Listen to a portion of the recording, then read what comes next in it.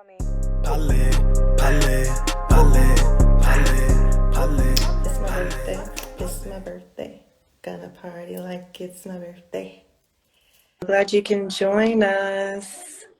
We're connected. Did it. We're good. All right. Yeah, I think Happy it's good. birthday. Thank you. Thank you. Thank you. Thank you so much. Healthy ambition. Mwah, mwah, mwah. I feel really, really great. This is 37 years, but honestly, I feel like I'm getting younger every single What is your year. secret? Good vibe. The fountain of youth are good vibes. Good Of vibes. getting younger. Yes, yes, good vibes. So I'm really excited because I really haven't had a chance to kind of connect with Haitian preservation and those who have been following all these years, and I think this is great. I'm glad that I feel brave enough to share my voice. Well, So on my birthday, I'm important. coming I know out. Haitian preservation has been something that you've been passionate about for a very long time. So I love to see that you're sharing yourself with the people. Bring people in, pull them Yes.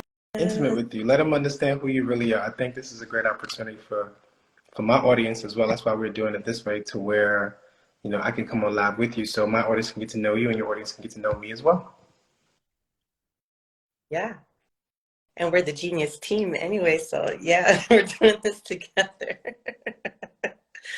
So for those of you who are on, thank you so much. Thank you so much for spending these next few moments with us. We really want us, our space to feel like family, for us to share what it is that is going on in our lives, what's important to us, and especially Ayiti. Ayiti is important.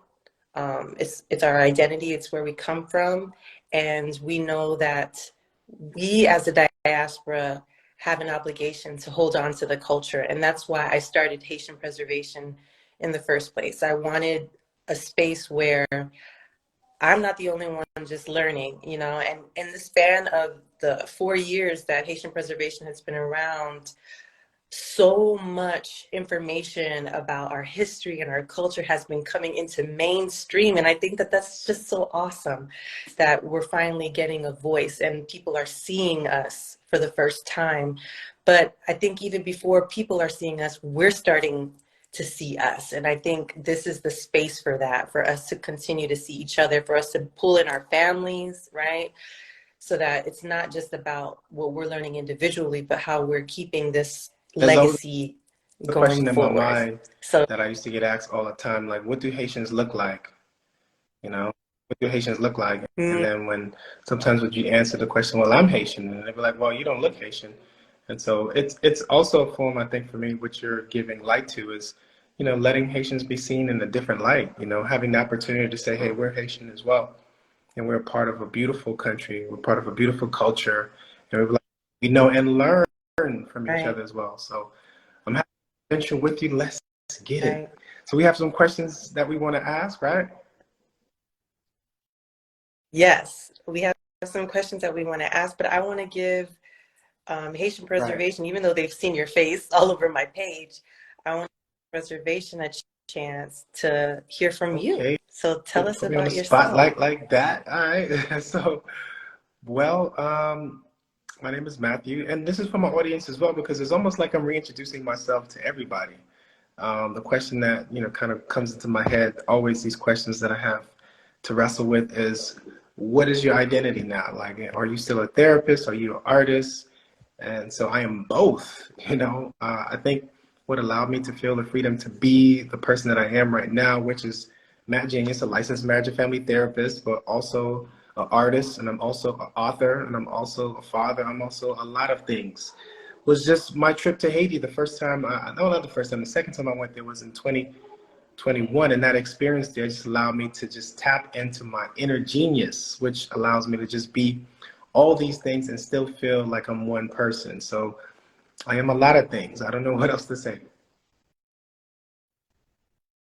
No, that's beautiful. I love that as we're coming into ourselves, as we're becoming more authentic, we're becoming unapologetic about who we are, what our passions are, and how we want to present ourselves to the world. So yes, you are all those things and then some. I mean, it feels good. It feels So good thank to not have that, that voice in your head tugging you to an idea, that you're always saying no to, you know?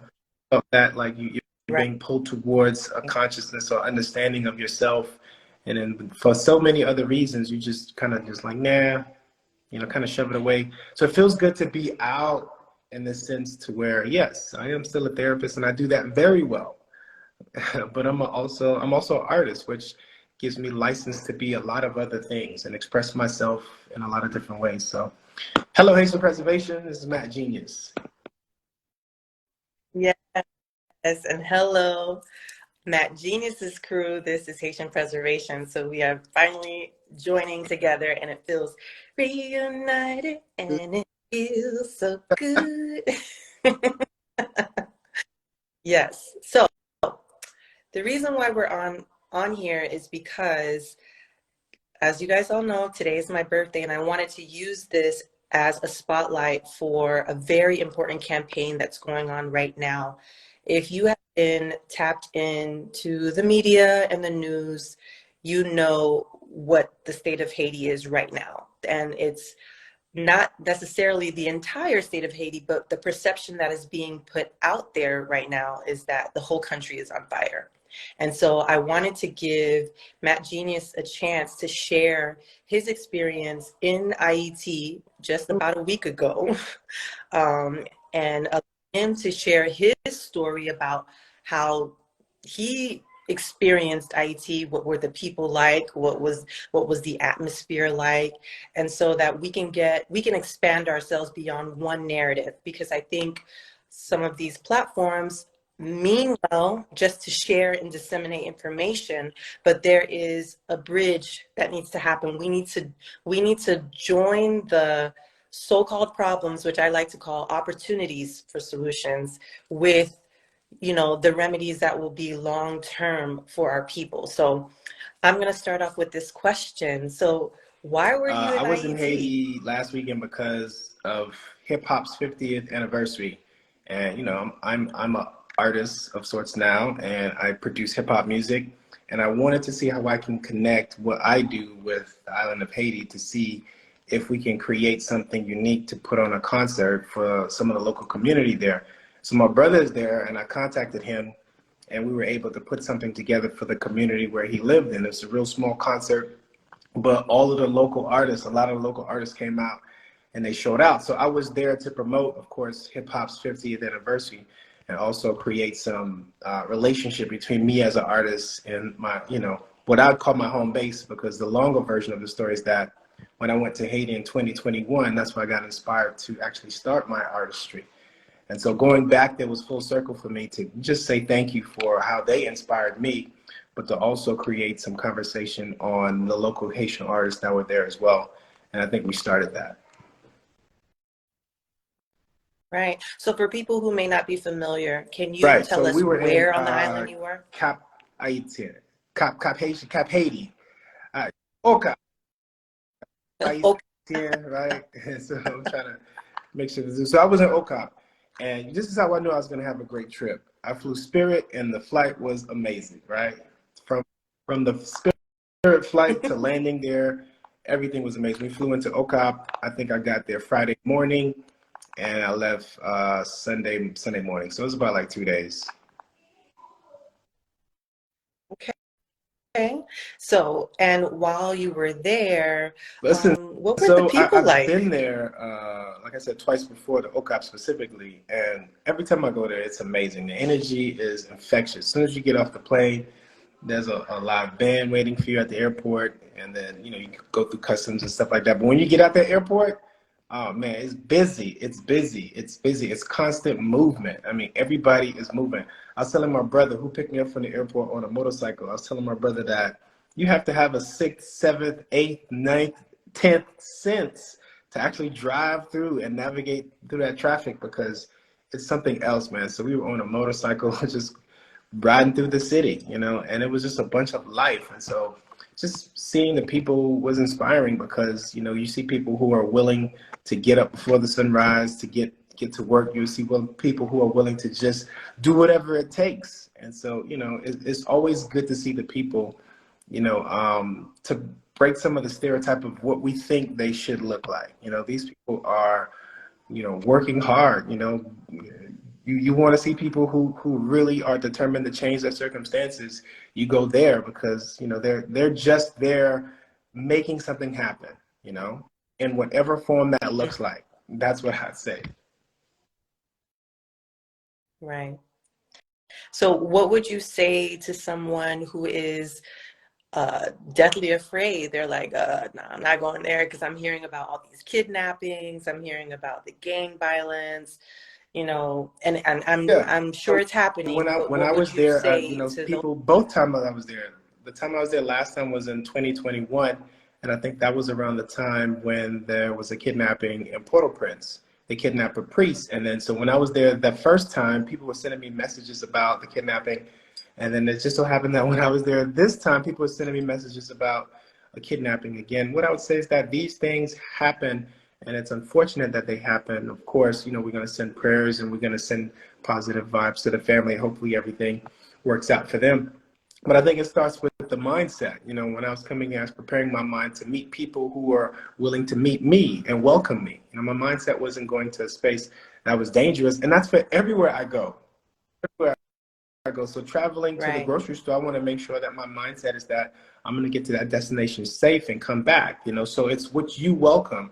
And sometimes we welcome a specific narrative and only hear that narrative that allows us to feel a specific way about being in a space where we're always safe. And so there were times where I felt more safe there than I would here. My safety is mental and emotional, spiritual here, and a lot of times it's compromised here by what we intake on the news, by what we intake on the media, by phone calls that we get, and so I think it's just something about being there that kind of shakes your understanding of who people are and what we see. So for people who are on the fence, I'd say you just have to prepare your mind first, to be open to see different things and to experience different things, but to always carry safety in your mind first, wherever you are. I hope that safety is something that we practice, that's a mental practice that stays with us no matter where we are, no matter who we're with. And so thank you so much for sharing your thoughts on that. And just for perspective purposes, when I was doing a lot of research about Haiti, I got all the books that I could from the library, and I read somewhere where they were talking about how Haiti is pretty much the size of Maryland, right? So we're thinking about the United States, which is a huge country, but the way that we get news about Haiti is such a magnified lens that it's a distortion, right? So we know that things are happening all over the world. Things are happening in every area, in every neighborhood, but that there is this spotlight that tends to happen that magnifies things. I What are your believe thoughts that, on that?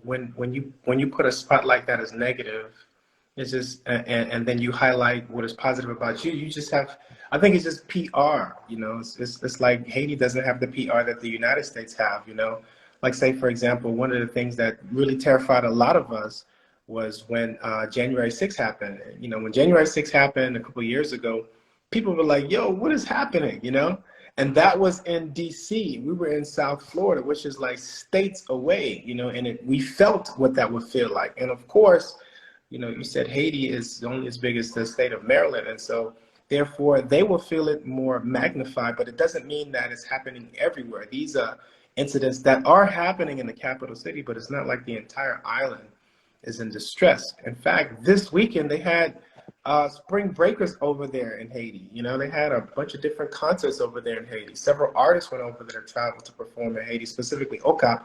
I'm not sure what's happening in the other regions, but this is the North region. It's doing well. It's doing fine. If people would just, give them a chance and go there themselves. By the way, there isn't a flight that you go to Haiti where the plane isn't booked. And it's not just with Haitians. There are a lot of different other cultures that are on the plane, flying to Haiti, having a good time, eating our food, and just enjoying it because their perception is something different. You know, they understand that media will do what media does for their own reasons, but they have to have a different mindset of what their purpose is by going there. And a lot of people go there to just let it go. That's what Haiti does, man. It brings you down to specific mental frequency, you know, emotional. It just, I feel cleansed every time I go there. Every time I go there. Mm, mm. So now let's bridge And it. so you Let's work bridge for an this gap. organization that actually does a lot of great work in Haiti. Tell us a little bit about ACT, Ayiti Community Trust. Yes, I have the privilege of um, partnering with a great team at Ayiti Community Trust, also known as ACT. If you follow my page, my daughter did an amazing presentation on Ayiti Community Trust as the president. And it's talking about how it got started. And it really was about this crisis mode, right? When the country is in a crisis mode, you know, the international community would just flood with charities and organizations, but those were always short term, right? Short term solutions. And we knew that in order, the vision of our president is that in order for IET to continue on, we would need to come up with long-term sustainable solutions. And that means it's not about what's on the outside, it has to start on the inside. And I love that because that's a very spiritual message. It's a message of taking ownership and responsibility of yourself first, you know, so that you can do the things that are necessary for you. It's an act of self-love, right? ACT loves IET. ACT believes in IET and believes that IET is capable and IET is possible. So that asset framing, that seeing the best in IET, seeing the best in its people, knowing that the solutions don't have to come from the outside, that they can actually come from within, helps us to see that our future is bright. Our future is bright. We are more What does that than the challenges that we ground? What does that face. look like on the So ground? Like at the ground level, you guys are doing a great work, you know, over here with the team. What does that look like on the ground? How do you guys put roots on the ground? yes. So one of the major things is that ACT is not a charity.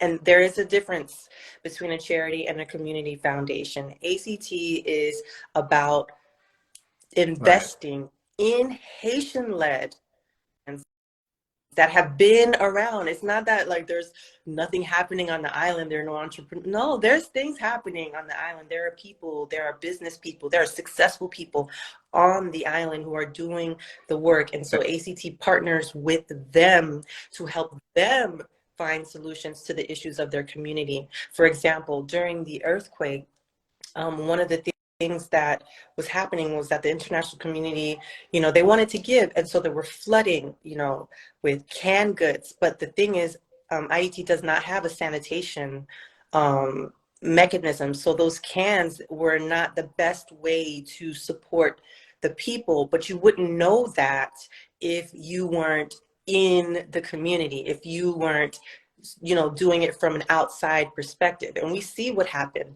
with the Red Cross. We all trusted and gave our money, you know, millions of dollars, Right. and they only built 6 houses.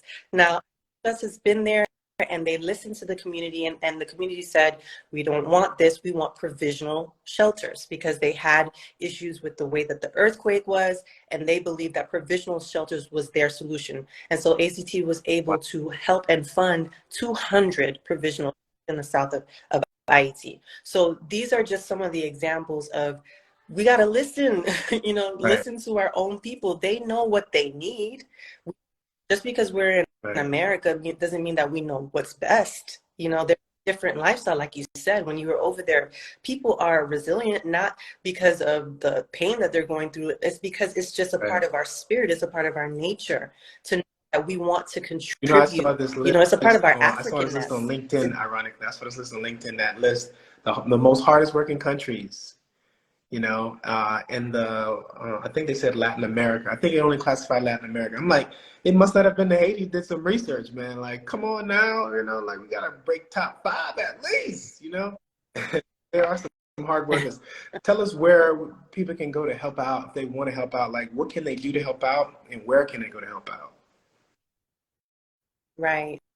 So right now, there are several campaigns that go on throughout the year, but right now our focus is on entrepreneurship, the entrepreneurship pillar, because that is the backbone of any society, small business owners, right? And so we're really trying to shine a light on that particular pillar. And through our United in Legacy campaign, which is a global walk for IET's future, we are creating awareness by activating our families and friends to donate to this specific fund. So it helps us to have a long-term solution by investing in these Haitian-led entrepreneurs. So the grants that we provide, the aid that's given, all of it is very directed so that it's going into the community and giving those who need it the most, the sections communales, those are the rural communities that make the different districts.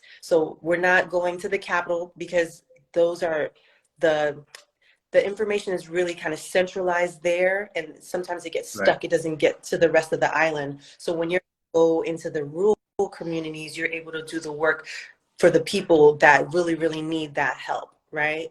And so United in Legacy, you can go to my page, and if you look at my bio, I have a really easy, you just click the link on the bio. I've literally muted everything else because this is very important to me. Click Make Your Impact here, and you'll be able to give any amount is welcomed to that contribution to that campaign. But I'm also looking for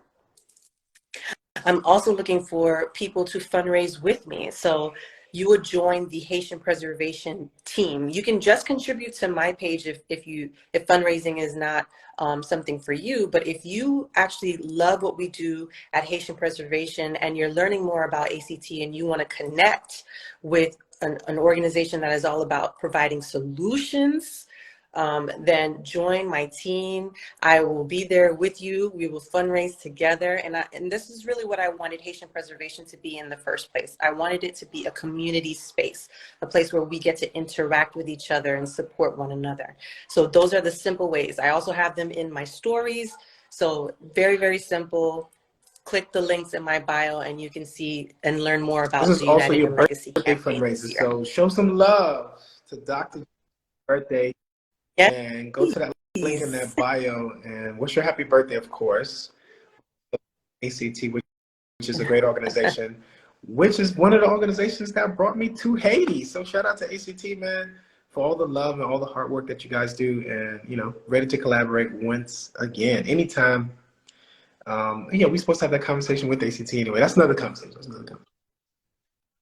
But you also said that you it'll want to be happen back. another You time. said you want to go live again for the rest of this week. Oh yeah. Yes, because what I understand is that we can't be one and done. If the other news are persistent with a specific narrative, then we need to be persistent with our solutions as well. And so I'm going to take the time this week, and hopefully you can join me to really just continue this conversation about how do we envision IET, what do we see? What would we like to see? Right. And it's not that we're going to go and impose, but at least we're being a part of a solution by talking it through, thinking about the goodness, Wow. right? What is the good that I can't see? Yeah. And good practice to have in your. So one of the things that I would like to tease everybody with is my maternity birthday photo shoot, which is going to have a little bit of IET in there. And some Wakanda in there. Got my queen hat on. So we're going to talk about that, how Wakanda and Dahomey and the history of Haiti, how those things have influenced us and help us see the future, right? How these I things just can wrote down help us Future see the City. future. That's what came to my mind when you were saying that. I love, Wait, because I have a I love that. contest idea as well that we can probably throw out how it picks up. Mm. Hey, well, I have to Right. go. I have to go. You. This was great. Thank you so I much enjoyed it. for We'll do it being on here again. with You know what I'm me. saying? Upstairs in a minute, though. I'm gonna. All All right, bye. right, bye everybody. Parler, parler.